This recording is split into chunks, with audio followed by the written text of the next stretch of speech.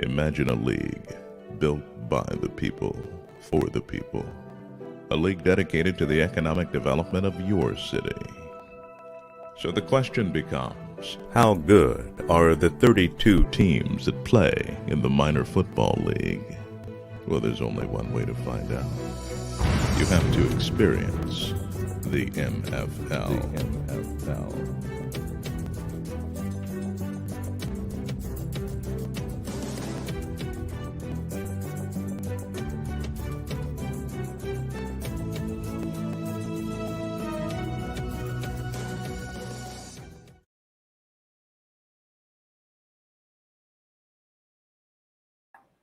Welcome to another edition of Inside the MFL. I'm your host, Richard Myles Sr.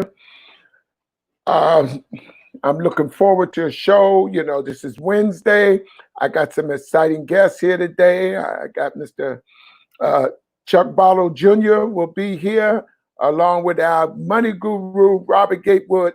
First of all, I want to tell everybody that make sure that you guys pay attention to what's going on. This pandemic is for real. Don't get misled by it, because a lot of people know that this thing are peaking, and it's a lot of people are still getting sick. And I want people to understand that this is not a game. Don't be fooled, letting people think that things is all right. I know 4th of July is coming up, and I don't want y'all to run out there and get caught up, because that's not what we want to do. Also, I want to bring my guests in because we want to get right in it today. I got our money guru here, Mr. Robert Gatewood. Robert, how we doing today, sir?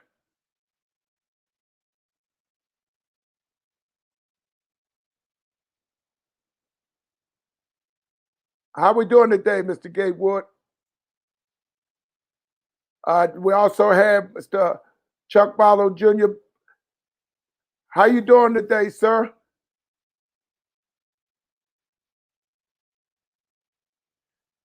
Yeah, we have just a little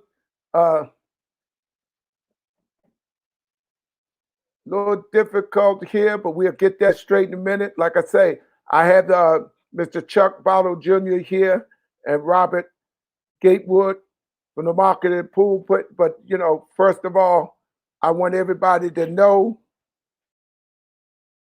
a little difficult here, but we'll get both of our guests on. Robert. Hey, there we are. Okay, let me get Mr. Chuck, Mr. Barlow. How you doing, sir? Doing well. How you guys doing today? Hey, Chuck. Okay, gentlemen, I was just saying earlier, we got a lot of topics to touch on. We had Mr. Robert Gatewood here, our co-host. He was here. I was running a little late. I had some things to do, and Robert was glad to take over the show for me, but I got in here. Robert, hey, man, here we go again with this pandemic before we get into other things, Robert. So how's everything going, Robert? Well, Miles, glad to be here for another show. As always, there's always challenges and opportunities in every aspect of our lives, and this pandemic is no exception. These states have, what we've seen is a lot of these red states, they're really, I hate to say, they're reaping what they sow. They didn't want to take advice. Right. They put their people at risk unnecessarily, and they're paying the consequences. I hope that they remain safe. I hope they don't have any long-term repercussions. But science is going to win over politics every day of the week. And so they politicize something that shouldn't have been political. They're saying if you put a mask on, you're giving up your liberties and your freedoms. And it's almost insanity. And so hopefully the people will have sense where their leaders are failing them. And so that's why I'm hoping that these people in these states that are seeing this upsurge in these pandemic cases, hopefully that they will take their health in their own hands, because government is failing them. And that's really the bottom line. And I think that it's a disgrace what we are seeing in some of these states.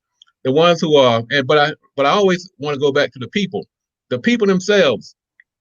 I wish you well. I hope you take care of yourself, but don't put your faith in the government that's in these states that are telling people to go out here and act a fool and get in groups, and I'm really not happy at all with what I'm seeing in some of these states. We're in a pandemic like we've never seen, and we need responsible leadership. And so that's what I'm hoping these people would do before it's too late. Absolutely. I will also go to Mr. Barlow Jr., and he's in one of those red states. What do you say about this, sir? Well, I think that this pandemic brought out a lot of things. I think, here in the state of Georgia, we have a lot of people who are looking for change. We have a lot of people who are willing to work towards that change too.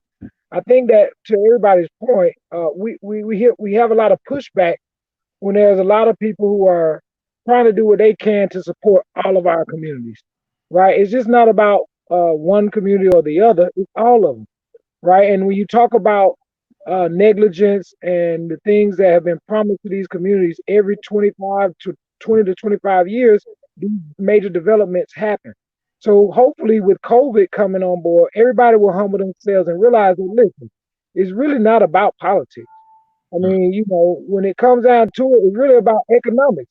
If we were already trained economically prior to COVID, then that means that people of color and the poor and the low income individuals only made their situations worse. It only exacerbated them. So if we weren't moving before and we aren't moving now, we know that the conditions of people of color are going to get worse. I mean, it's not rocket science, but what we have to do is hold leaders accountable. I mean, to be honest with you, we have enough people who are entrepreneurs, who are doing great in this world, to provide the funding. We can't think that the government is going to give us all the funds that we need to solve some of the problems that we as community members should be taking on some of that ownership. That's exactly right. Absolutely. And as you know, we gotta touch on a lot of things here today. But Robert, we had two and I know it was glad for Robert to see, and unfortunately Robert's a busy man. We sometimes, I hate to talk money without this man here. We had a couple of owners on last week, Robert. So I know you probably got an opportunity to see the show. What do you think of that, Robert? Because we've been stressing that so much, and it sounds like we're beating a drum, but tell them the significance of that. Well, it's significant because whenever I see ownership happening, that's a good thing. Because too long we've been at doing the carrying the water for other people. Pardon the expression, but that's exactly what has been happening. Right. And when we have an opportunity to create our own businesses, our own institutions, that is all positive.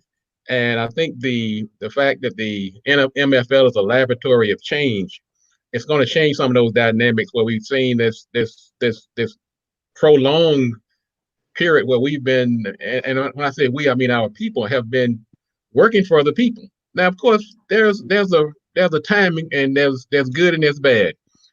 I'm not saying it's wrong to work for somebody, but I say at all times we should be working towards owning our own, because we're going to be the one that's ultimately responsible for hiring our kids, creating our institutions, taking care of our elderly.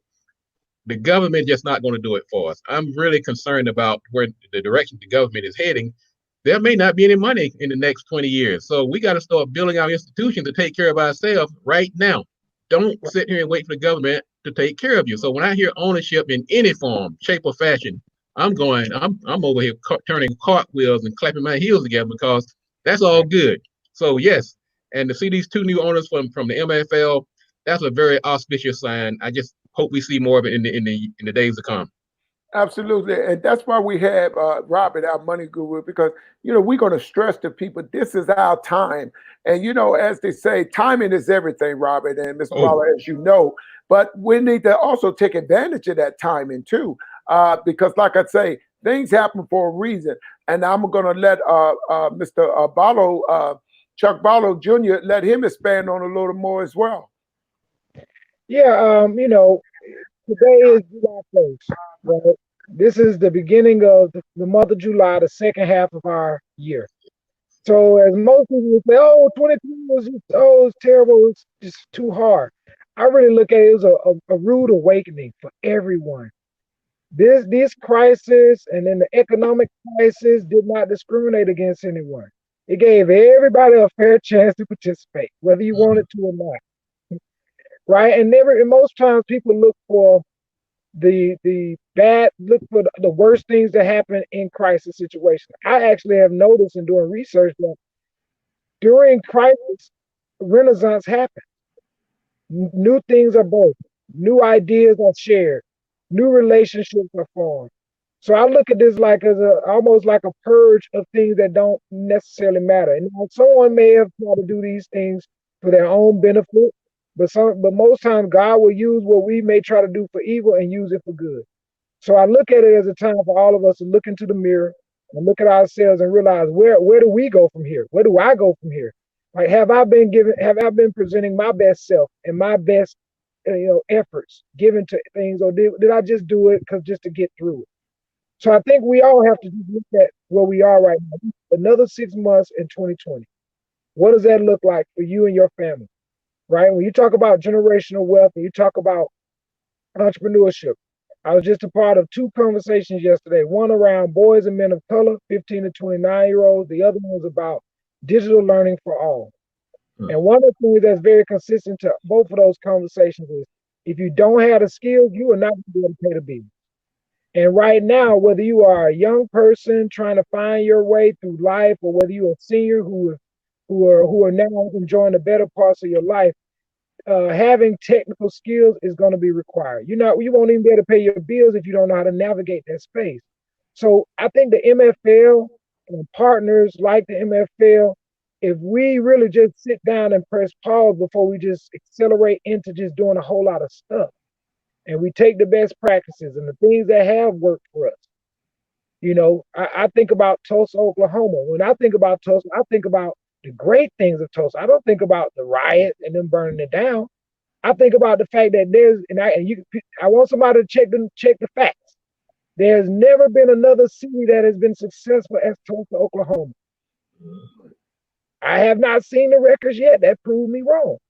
So if you're talking about examples of success, it doesn't come from people who have not been where we're trying to go or understand where we're going with it. This is about collective thought, collective impact, generational wealth. It's about understanding that we have a role to play, and we have to play our role and make sure that our kids and the generation to come understand that we stood in the gap to make sure that the things that needed to be done were done. Right. And I'm sorry, Robert, you started to comment. I was saying Mr. Barlow is speaking nothing but truth. I mean, I really like the part he was saying about the technology. I remember like 2016, President Obama had the program was involved in called the Youth Career Connect. And I was kind of going around the country speaking to young people. And one of the things I would tell them, regardless of the industry you're in, you need to get some type of technical underpinning. And one young man, he came up to me. He said he wanted to be a minister when he was graduated. Another one wanted to go into the military. And I told you these 2 good examples of it doesn't matter what industry you're in. At some point, you're going to come face to face with technology or your lack thereof. And so I think there should be a required discipline in all of our communities that young people need to be introduced to technology. I don't care if you're an attorney, if you're out here working on roofs. Once upon a time, you could get up on the car and work on the engine with a wrench and a screwdriver. You almost need a technical degree right now. So that's exactly right. So Mr. Barlow is 100% correct. And also I like his reference to his halftime. It's time to recess. It's time to take another look at where we are. And using the sports analogy, we have to start looking at, do we have to change course? Do we have to do things differently? But let's look at the things that we did positively in this first half. We've had some challenges. We've had a pandemic. We've had some social upheaval. Let's look at those and build upon them and not look at the negative side of it, but look at the opportunity that has been created as a result. So very good points, Mr. Barlow. I also want to, we do have Roy here. Roy came on with the third. I want to, how you doing, sir? I'm glad you was able to get here. How's everything going, sir? I'm good. I'm good. I apologize for being a little tardy. I actually got caught up trying to get some stuff together for one of the shows we got to get ready for myself. Absolutely. Okay. We just want to bring you in. We want to talk about, we have today, as you know, Mr. Barlow Jr., you know him, and it's also Mr. Robert Gatewood, a co-host for Inside the MFL, and also the money. We always have him on when we talk about money. We're talking about the MFL, the laboratory of change. Also, we like to touch on a lot of things. We're talking about beyond the field. But more importantly, we're talking about, this is the new norm. This is happening now.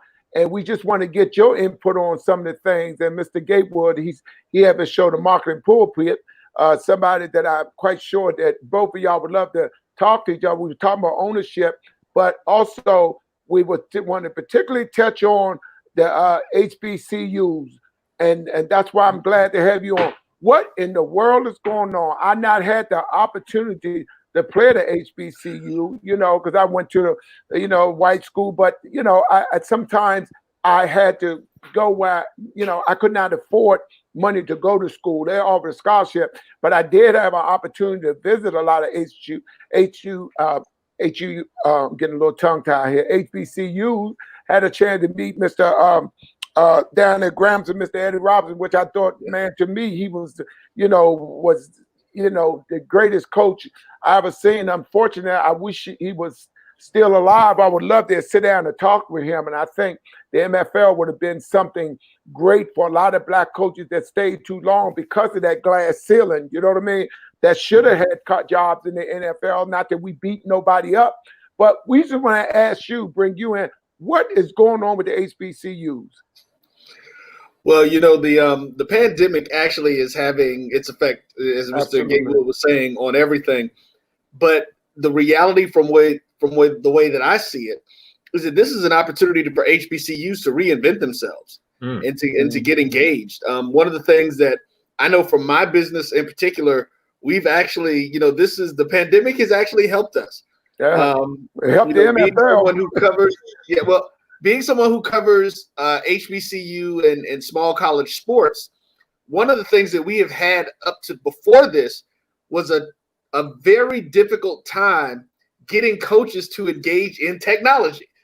And it's like, when I tell you that literally for the past 5 years, I've been saying, hey, can I do a Zoom interview with you? Can I do a Skype interview with you? They're like, man, I don't know how to do that stuff. I can't do that. Well, as of March, everybody had to learn how to do it because that was the only way they could engage with their students and their athletes. So for my business personally, it's actually allowing the rest of the people who didn't get that training that Mr. Gatewood was talking about. They had to be force-fed that technology usage and things of that nature. So now it's making it very much more easy for us to do the things that we want to do and being able to interview people from all over the country. Just as a matter of fact, I am here in Atlanta, and we have actually we broke the news and had the official interviews with both the FAMU athletic director and the Bethune-Cookman athletic directors when they decided to make their move to the SWAC, as well as having the commissioner of the SWAC on both times, making the official announcements on our shows. And so, being able to engage people all over the country who have now gotten super excited about some things is just great. I think what we need to do from an HBCU perspective is continue to ride that wave. I am one of the people, as much as I love HBCU sports, as much as that's how I make my living. I honestly think that we should sit out this season. I think that financially it would. I think that financially it would save them a lot of money. It's like, hey, listen. Shut your fall sports down 2020, roll that money into your 2021 budget, and just imagine what type of things you're going to be able to do then. If you can go into a season with an additional set of, funds in your pocket to make some things happen. Because I think the ability to keep people safe is going to be very, very difficult in this situation. Mm-hmm. And what you don't want is lawsuits.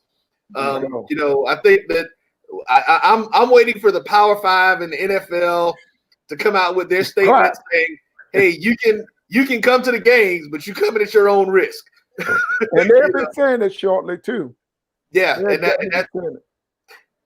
there are going to be people, and once you absolve yourself of that, but the NFL and the Power 5 conferences can do that. They've got billions of dollars set aside, and millions or hundreds of millions at least set aside for different things. So I think the HBCUs really should sit back and focus on ways that they can build and progress for next year.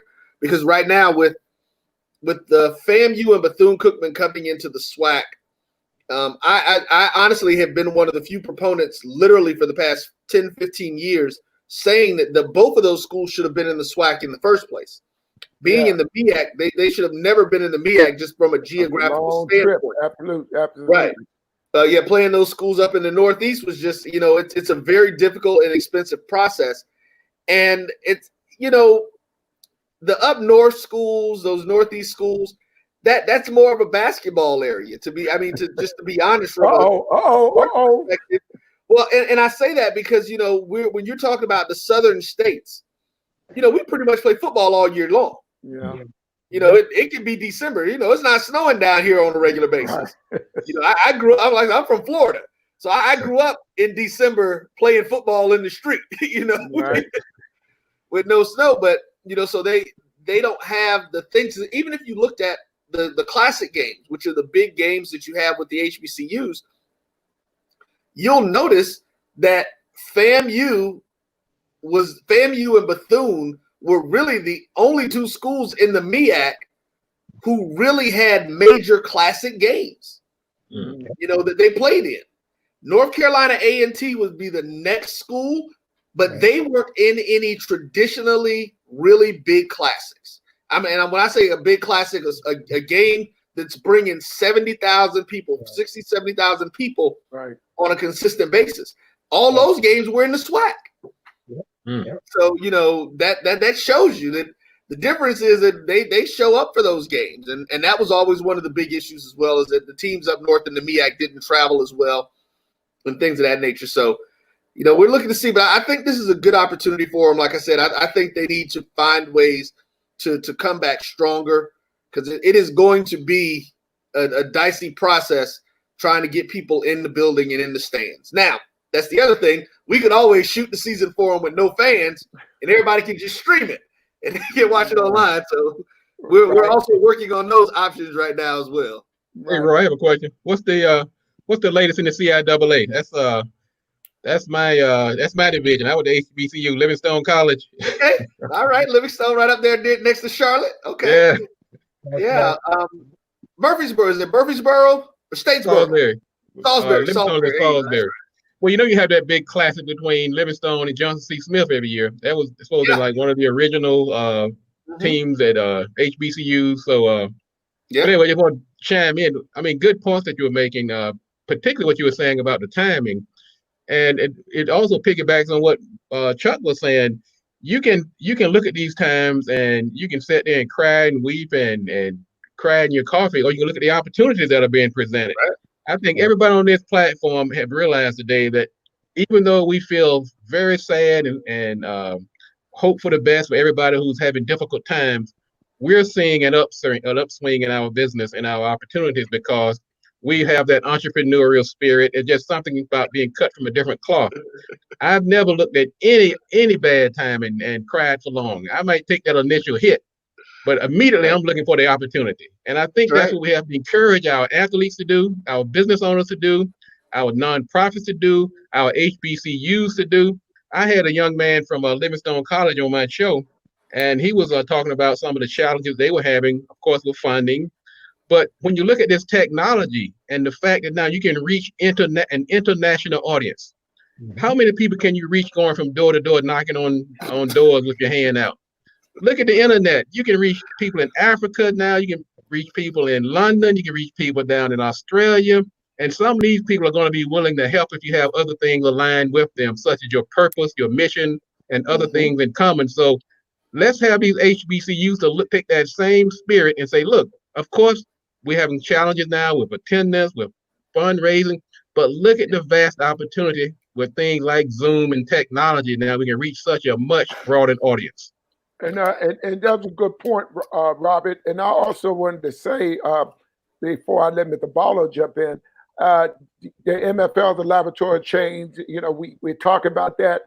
But I also want to particularly get to you, Roy, with the MFL, and we are concerned with the historical Black colleges, and we just want them to understand that the MFL is here also. And I want to ask you, what do you feel about how do you feel about the minor football league? Because I want people to understand. Now we don't have to wait no more to say, okay, we want to wait for the NFL. And I tell people all the time, it's not that you're not good enough to play in the NFL. It's not enough room. So you have all Americans walking around doing nothing. The MFL, and I tell people, take a look at this thing, man. We're doing several things. We're bringing former players from the field to the front office. Give them an opportunity to be GMs, owners, head coaches, something that not beating up the NFL, but you know that's not going to happen there. And I get tired of hearing former players always talking about what the NFL is not doing. That's like us telling you, Roy, what you do with your show. You know, Roy, you should do this and that. You look at me like I'm crazy. What?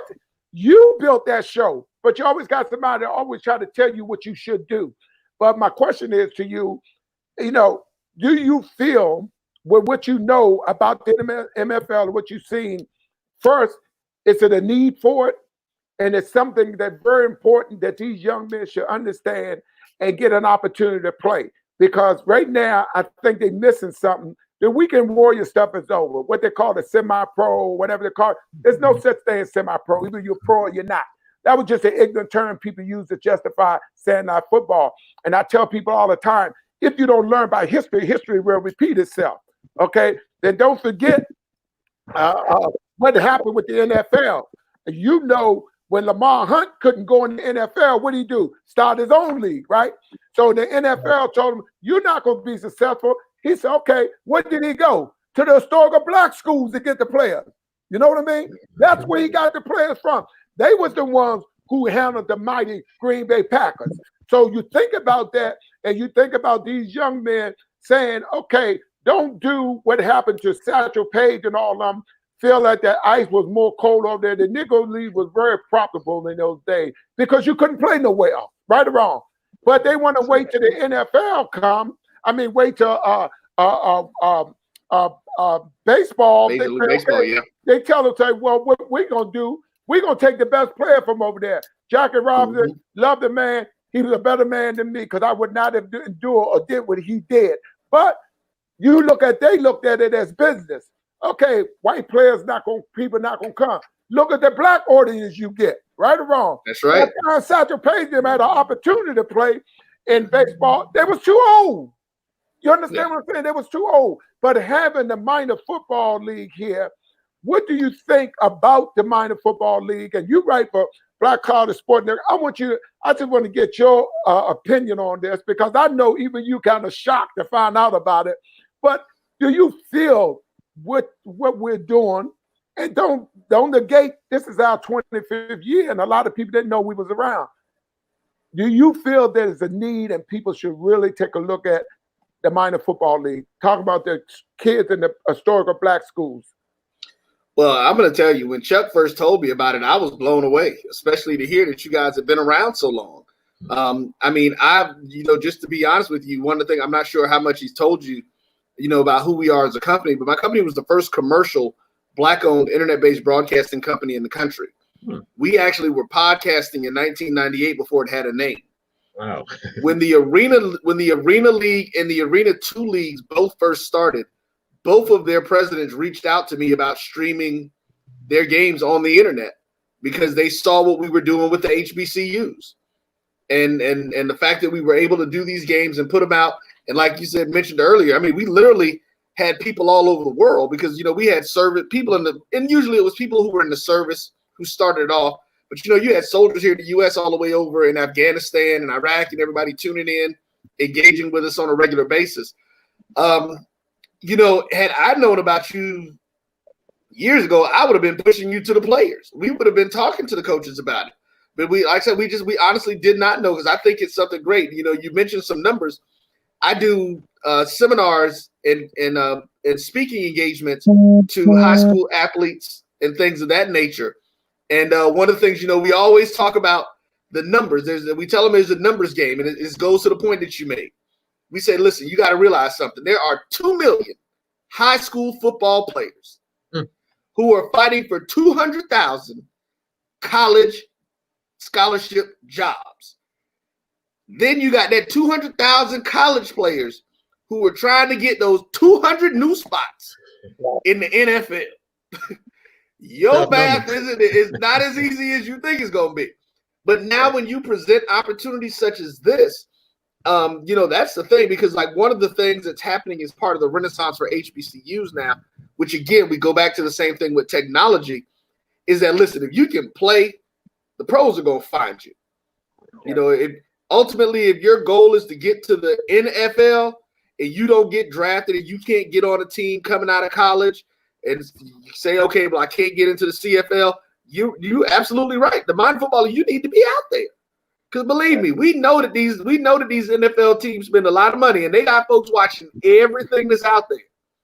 They are looking for players. So we're ready to be an advocate for you guys, because any opportunity that you can give folks. And one of the things that we also talk to them about is even if you're not on the playing field, look at your opportunities around the game and the sport that you love. There you go. That's the part that you bring in. That, like you said, you give them an opportunity to come in and be owners, be GMs. They never get that going into the first year of the NFL. Absolutely. And I'm gonna let you in, Barlow. Me and Robert talk about that all the time, and I tell people, thank God for social media, boy. What I mean? Now we're going to Africa. It shook everybody up. The NFL, we met with them. Now I don't know if Barlow told you. He about to send you everything. If he didn't, he will. And you know what they said? Well, we got the Alliance Football League coming. I said it won't work. I told them that, Roy. I said it won't work. It folded after 4 games. Now, here comes the XFL. They had 20 years to get it together, and I told them that ain't gonna work. What happened? But we still here. So when we met with the NFL, they said, well, what do you want from us? I said, nothing. They thought I was crazy. I said, all I want is alliance. That's all. Everybody have a minor league system but the NFL. You know why? The NFL think college is a minor league system. But you and I know you got a kid come to college. He might be on the bench for 4 years if a starter don't get hurt. So really, you ain't show nobody nothing. If you did get lucky enough to play when a starter get hurt, you get a chance. And remember, you playing with a defense or offense that's been playing for their 4 years. Now, the NFL said, well, let's grab this kid. He get in the NFL camp, and what they tell him? You need to develop. If you get in the NFL camp, you're going to be exposed. Am I right or wrong? You're going to be exposed. So I tell people all the time, man, please take a look at this. And I know I've talked to all the HBCU presidents. I don't know if Barlow told you I had to meet all of them, flew down here. All of them met here. I met with all the top clergymen in the country. Look on my website. I met with them. And I told them one thing. Don't say you did not know about this. Okay? I said, don't say you didn't know about this. Because, see, we always good at saying we didn't know about something. You know what I mean? I brought Robert in. And one thing about Robert, the guy been a tremendous help. Man, when our station closed up because of this, what we do, Robert? We jumped on the social media. Then the show be doing great, Roy. But I know as I reached out to help the HBCUs. Mr. Barlow, come in. Did I not reach out to him? Yes, sir. And on top of that, just to kind of bring all these conversations together, as being appointed the director of player development, these are the things we want to make sure our players coming in the door and going out the door understand. If you want to be a part of MFL, we want to make sure that you're going to have the skills to take care of your family.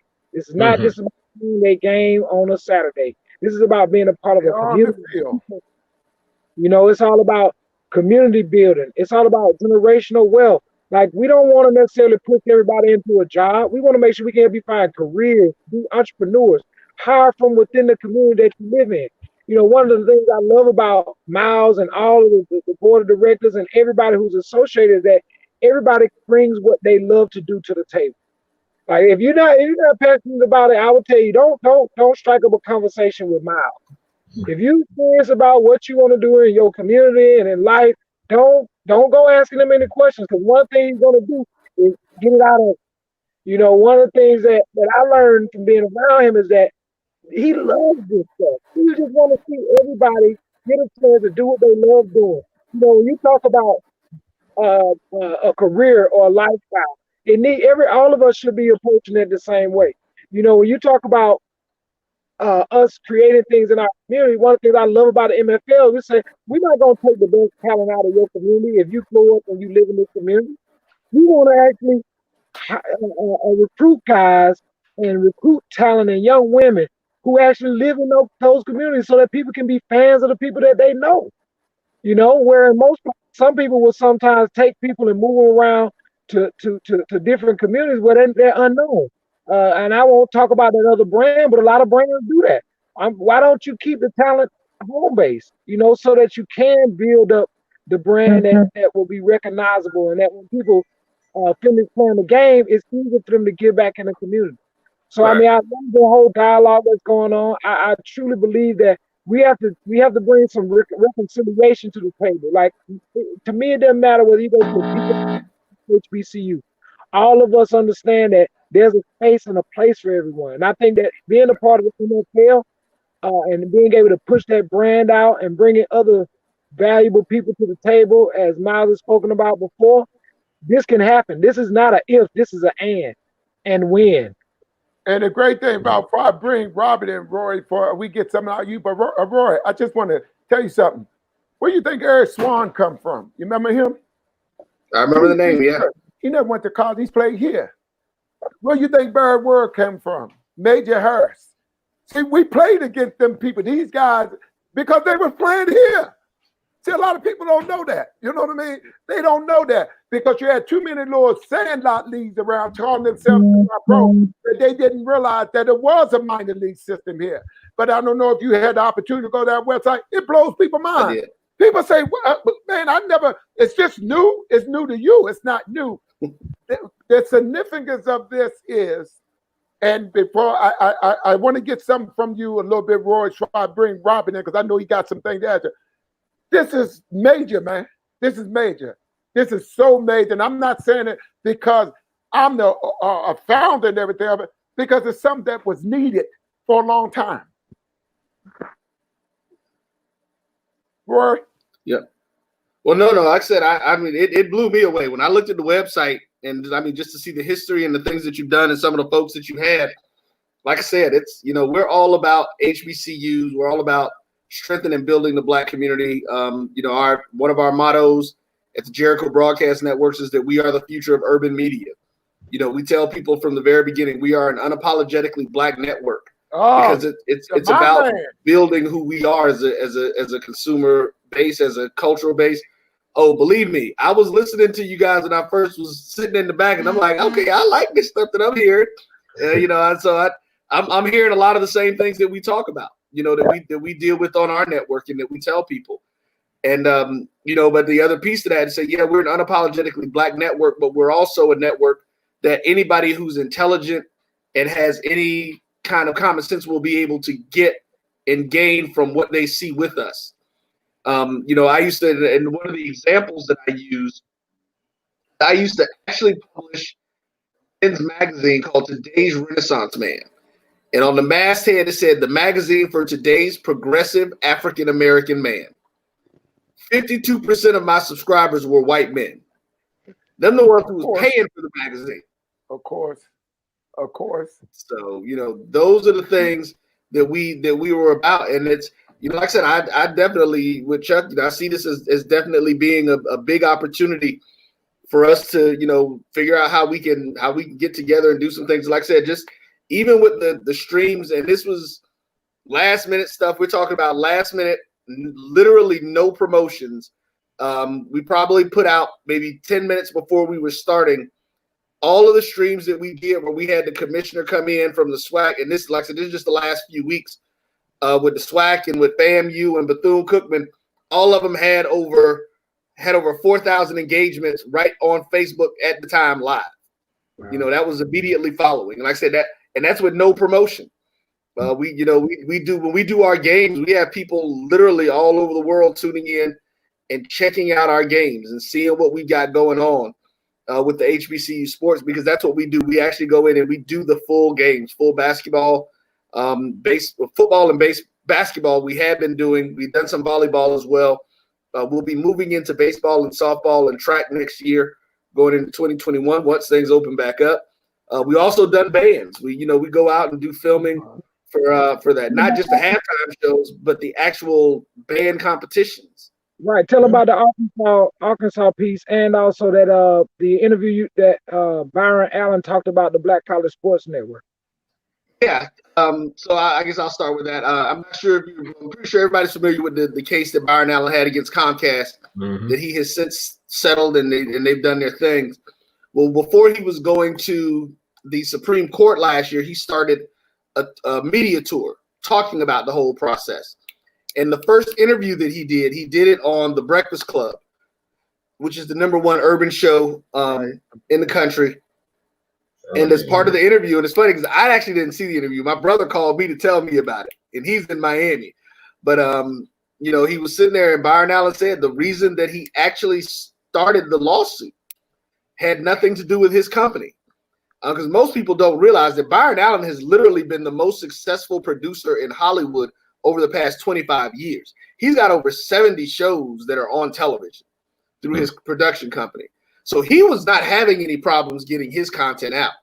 But what had happened was, and as he tells the story, he got a letter from a young man talking about some challenges that he was having dealing with Comcast and Charter because he wanted to start a network that focused on HBCUs and, helping the HBCUs make a lot of money. And they would not take it in. And they were given all kinds of different little reasons that if you had any experience in the industry, that they were bogus. And he said, when he saw how they were treating that small company, he said that's when he had to come off the bench. And as he put it, he had to light them up. Well, I was that person that wrote that letter to him that talked about it. Yeah. And told him what happens. When I initially started the company, I actually started it for FAMU.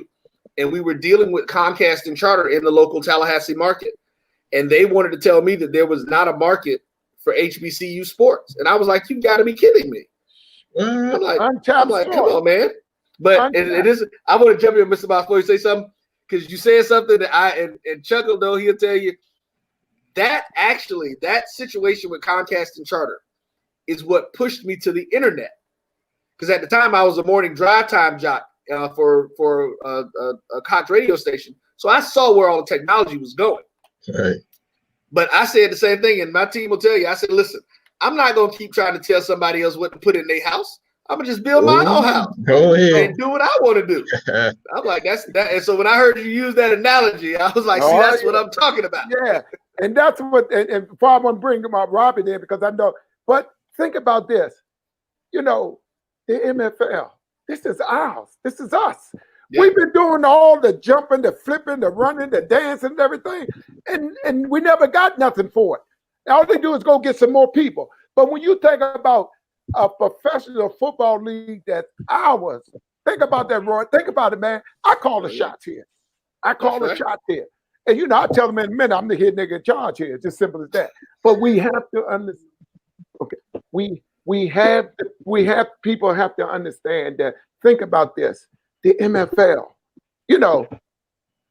money for life if you own one. You know what I mean? But the key to it, now we got our own. We ain't got to beg to cover the NFL games and all that stuff because we got our own. I know I'm gonna let Robert jump in because I know he want to get in. Robert. Well, I mean, I'm really enjoying what these two brilliant gentlemen are bringing to the table today.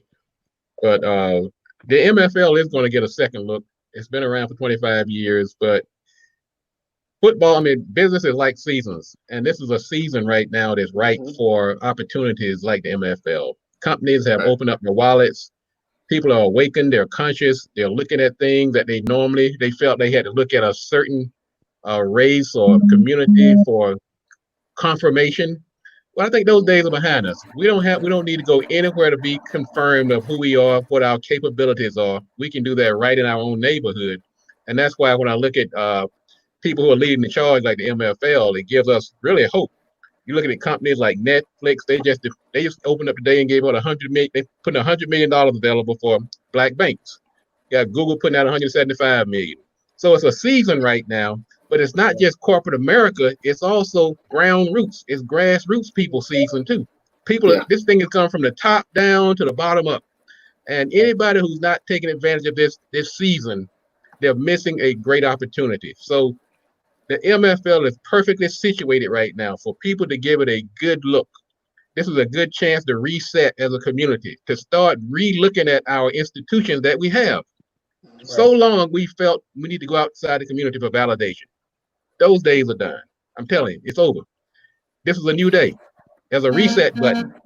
Let's recalibrate, let's repivot, let's hunker down. Some of these companies, like my company, Gatewood Marketing, we're doing better than we've ever done. Not but necessarily because we're doing better work than we used to do. People realized they had a diamond in the rough in their own community that they were overlooking because they were going outside the community for validation. Same thing with the MFL and some of these other organizations that are out here. We don't have to keep running outside of our community. I made a statement the other day on my show that if you're not patronizing and giving business to the businesses in your community, you are complicit in the demise and destruction of our community. I mean, I hate to be so blunt about it, but you are an accessory to the fact. If you are not, because there's no excuse for it. It's not, I mean, there's really no excuse for it. We have the quality services, we have the individuals, we have products. There is no excuse. So if you're not part of the solution, you're part of the problem, as far as I'm concerned. Mr. Gatewood, let me say two things to you. So when I attended FAMU. I'm a rattler. And I had a triple major in history, political science, and African American studies. Oh man, we're in the same league. and one of the papers that I did while I was in college talked about how integration is what destroyed the Black business, and how it changed the entire paradigm of our community. Because I tell people, I said, y'all need to think about something. Think about the 50 years after slavery. I mean, I'm talking 50 years right after we were not allowed to learn to read. We couldn't own nothing. We were in chattel slavery. 50 years after that point, we had hundreds of Black-owned businesses, thousands of Black-owned businesses, hundreds of Black-owned banks, Black-owned insurance companies. We had everything that we needed when we had to deal with us. And it was the same thing with the HBCUs. Our HBCUs were so much stronger when our players and our students, when they had no choice but to go there. There you go. When they gave us options, we started the old term, somebody's ice is colder. There you go. Now, the thing is that we have been so conditioned to distrust each other that now it's so much more difficult for people to do exactly what you're saying and get out there and support these Black-owned businesses and engage with Black-owned businesses in different manners. And, you know, we talk about, there are a lot of things that we definitely talk about. One of the things I used to do when I lived in Orlando is I taught business development classes for the African American Chamber as well for the Disney Entrepreneur Center. And here's the ironic part. I got introduced to the director of the Disney Entrepreneur Center through the African American Chamber, but Disney was the first one to pay me. They paid me for my work before the African American Chamber did. That is crazy. When they saw Disney jumping on board, it was like, okay, well, I guess we got to write you a check now. I'm like, yeah, I guess you do. You've been validated. Exactly. That is one of the things as we talk about, again, as a network. I tell people, listen, I said, I'm going to be real blunt with you guys. I could honestly care less if anybody non-Black likes the stuff that I produce on my network. I'll tell them in a minute. It's not for you. Leagues. I'll tell them. Ultimately, it is for people who understand and can relate to the diaspora. So if you look at it and like, I don't get it. Okay, that's fine.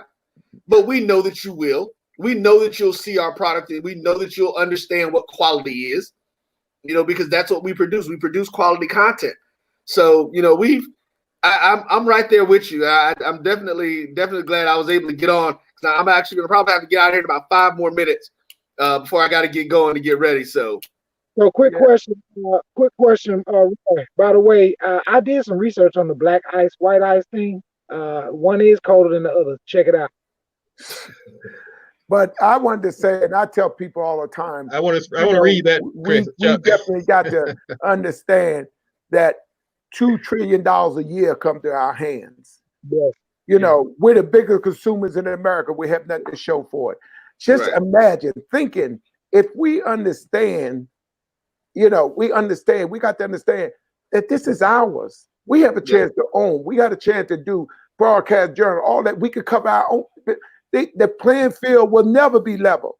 America never kept her word, and she won't keep it now. So you can't take your foot off the gas now. You know, you got to push it. You got to push it even more now. And I'm trying to say to people of color, we got to understand, man, that you got to grab hold of this, because this is something big. And what you're doing, I want to commend you for what you're doing with the HBCUs and stuff. But now it's an eye-opening for you now, because you know, I tell people all the time, knowing is half of the battle. Yeah. You know what I mean? It's half of the battle. Because people know you, don't know me. And people I know don't know you. Now they would know. Now you talking about the MFL, they say, huh? But when you know what they do, the first thing about that, you just go Google you, right? Oh, everybody go to Google nowadays. That's right.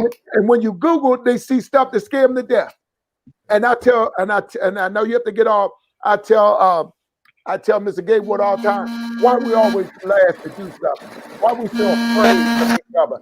Africa, I did that disparity because it was a lot of distrust between African and African American. I pushed it out the way because it was perpetuated by white people. And I met with these people, and man, they have never been more. And if you look at that draft, how many Africans were taken in that first round? Come on, Roy. You see that? Come on. So they're coming over. Now they don't have to now, because I'm putting 16 franchises over there. Now the money's staying home. You understand what I'm saying? Now you got all these big corporations gonna come to you and say, well, can we like to get sponsorship? Y'all with the MFL too? Wait a minute, it ain't just college now. It's something after college. And now when you go year round. And what do you say to that, Robert? Huh? You hit it on the head. Well, let me tell you this now, just real quick to throw something back there at you. But I have to tell, most people don't really get with us. The Black College Sports Network is just the tip of the iceberg. We've got 10 series that are on slate to start production over the course of the next year. We're in the relaunch phase of our network. We just relaunched our radio stations. We've got 3 24-hour radio stations that we just relaunched on Juneteenth. And we're getting ready to look at moving into some space in here in the Atlanta area. But we've got 4 series that will start production in September. The thing we're waiting for now is just for the whole COVID stuff to clear back up so that we can get people back together again. We've got 3 game shows that we will be putting in and doing production to start their season going into August. And then we've got 4 more game shows on the slate. Now, that doesn't even touch any of the talk shows, our news, Urban World News program that we've got. Like I said, the Black College Sports Network is just the tip of the iceberg. When I tell people that we are a full-blown network, we are the Jericho broadcast, that we are your ABC, your NBC, CBS. That's the level that we are at. And I got to commend you for that. And we as Black people of color, we got to all come support that. That will make us stronger, because people have to understand content, what the corporate people looking for. That's what they're looking for, content. Right. You had something, Bobo? Yeah, I just want to say one of the major points of this conversation that I really, really enjoy, and I think that's going to have a lot of value now and in the future, is that even though we're talking about entertainment, really neither one of these platforms are primarily about entertainment. It's really about news and family and community, even though entertainment is a platform that we're using to actually do that. So I just wanted to thank all of you all for putting the time that you all have put in to develop these things, because you can't start building this now. Like, now is the go time. Like, so I just encourage all of us to continue to do what you're doing. And I'm happy that I'm a part of this. And Barlow, just like you said, remember, I have to tell people, we are not an entertainment company. We are a news corporation. I've actually turned down money from major companies because they said, well, if you just focus on your sports stuff, we'll advertise with you, but if you're going to do news, we're not going to do it. And I said, well, that's fine. Keep your money. You're not going to dictate what I put on the air.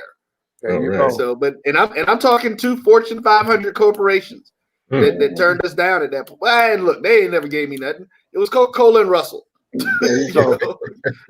I can't lose what I ain't never have. So listen, There you go. But that's what they did. So I want to thank you. I know you got to go, Roy. I want to thank you for coming on, and we look forward to have you again, because I mean we have to continue the dialogue and the things that we're doing now that you had the opportunity to experience the MFL. We tell them that all the time. And I also Mr. Barlow Jr., I'm glad to have you on. Of course, Mr. Gatewood, but the MFL is here. I tell people, you can always go to our MFL web page, MFLishere.com. We're on all the social media platforms, Twitter, Facebook, YouTube, Instagram. We're on all these platforms, and we here to stay. And the more people get it, and like I tell people, this was a blessing for us. We won the first one of the 6 organizations that say we're not going to go, because we think about these kids' welfare more so than a dollar. It ain't going nowhere. I get a lot of people always ask me. I said, we've been around for 25 years and you didn't know it. So what do you think? We're going to work, or we're not going to go for 20, Robert? But gentlemen, how can they get in contact with you, Roy? Tell our MFL Nation. They can check us out at myjbn.com. That's the website, myjbn.com. And just, I don't know if Coach Kenny Lucas is still tuned in. Yes, Howard and Morgan did play in classics, but I was just saying that their classic games were not the larger ones like the ones that you have for teams in the SWAC. I know they played in New York a couple of times. That actually was a pretty good one. So that was that they did the thing. But yeah, it's myjbn. Can I put it in the chat? Let me do comments. So. Well, the MFL people be watching you, buddy. Mr. Lucas, Kenny Lucas, we gonna check everything out. Robert, come on over to Facebook when you get out of here. We're actually getting ready to start one of our more popular shows, and it's called Random Thoughts with a guy named DVP. He's got a lot of fans and stuff. He does. People follow him, and then right after that show at 8:30, we've got a science fiction comic book show. It's called Grumpy Old Nerd. And we got a guy that comes in and a brother talks about that stuff again. These are Black people talking about things that they like and that they enjoy and that we're engaged in. You can find us on all social media at myjbn and then the number 1. And then you can also find the Black College Sports Network at mybcsn and the number 1 on all social media. So if you just type mybcsn1 or myjbn1, it'll pull us up immediately for you. I want to thank you, sir. Robert, how can they get in contact with you, sir? Thank you, gentlemen. Thank you. Right. Pleasure meeting you. Pleasure meeting you. Make sure we connect. All right. Well, I am Marketing Pulpit. We are all things Marketing Pulpit. The website is marketingpulpit.com. We are a business development show, a radio and TV show, the MPI network. And you can find us on marketingpulpit.com. Also on Twitter at Marketing Pulpit, on Instagram at Marketing Pulpit, and on Facebook at Marketing Pulpit. We will be back on Radio 1 soon as they open back up over there. We had a show on Radio 1 for 10 years called the Marketing Pulpit. And of course, in March, they ran us all out of there because of COVID. But we will be back on Radio 1. But you can find out everything you need to know about the Marketing Pulpit and myself by going to marketingpulpit.com. You'll see all the listening options. And we have a Friday show at 10:30 every Friday called the Marketing Pulpit. And we bring in a lot of exciting guests like Mr. Myles and other people. And it's a great show. So marketingpulpit.com. Mr. Barlow. Yes, sir. Yes, you can reach me at Exercise Life University on Instagram. Again, it's Exercise Life University on Instagram, as well as you can email me at chuckbarlowjr@gmail.com. I'm just excited about, what is to come. I'm thankful that I've met gentlemen like yourself, and that's what I always talk about as a young man. Like, how are we going to build community if the older generation is not passing down the knowledge to the next generation and advising them and making sure that they're making good choices and decisions for what has been gifted to them?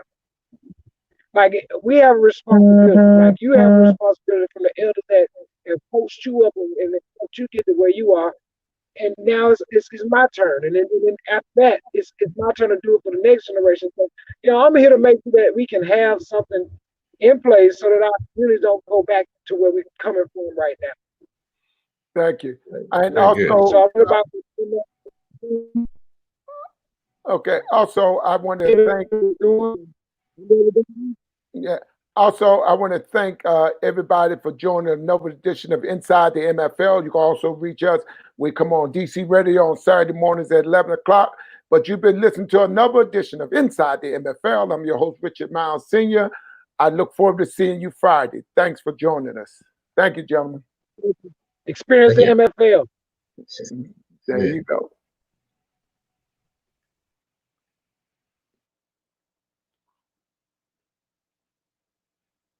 Yeah, you can follow on Facebook, Instagram. You can follow us on there. Thank y'all for joining us.